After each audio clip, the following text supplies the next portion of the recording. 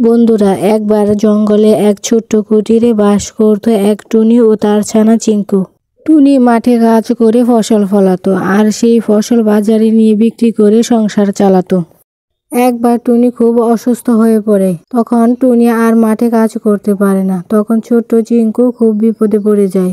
আম্মু, তুমি চিন্তা করো না, আমি তোমাকে চিকিৎসা করাবো, তোমাকে সুস্থ করে তুলবো। আল্লাহর রহমত হলে তুমি সুস্থ হয়ে যাবে।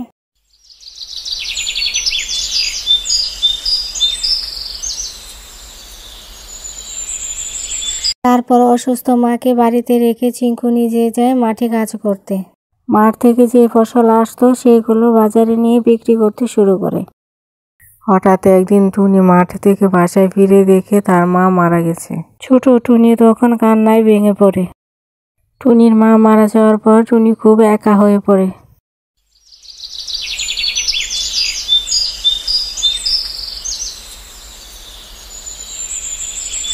টুনি যে জমিতে ফসল চাষ করত এর পাশের জমিতে দুষ্ট এক কালো কাক ফসল চাষ করত।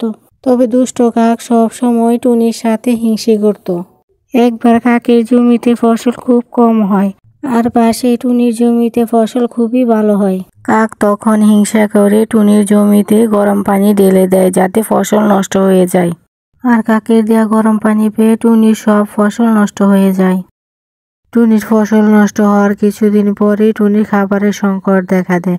ঘরে কোনো খাবার না থাকায় টুনি খাবারের সন্ধানে বাসা থেকে বের হয়। আর কিছুক্ষণ খাবার খোঁজার পর টুনি হঠাৎ দেখতে পেল জঙ্গলের ভেতরে গাছের নিচে একটি কাক পড়ে আছে আর কি যেন বলছে।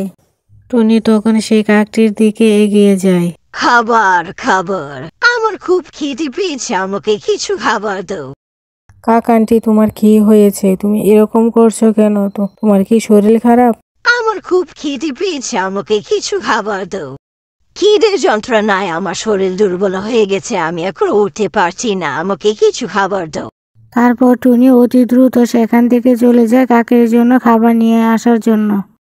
আর কিছুক্ষণ পর টুনি কিছু খাবার নিয়ে কাকের কাছে আবার ফিরে আসে আর কাককে দেয় খাবারগুলো খাওয়ার জন্য। কাক ও টুনির দেয়া খাবারগুলো তৃপ্তি সহকারে খেতে থাকে। খাবারগুলো শেষ করে কাক টুনিকে একটি বীজ উপহার দেয়। টুনিও সেই বীজটা নিয়ে বাসায় ফিরে আসে। বলে দেওয়া হয় বিচিটা যেন কোনো এক পূর্ণিমা রাতে লাগানো হয়, তাই টুনিও পূর্ণিমা রাতেই সেই বিচিটা লাগায়।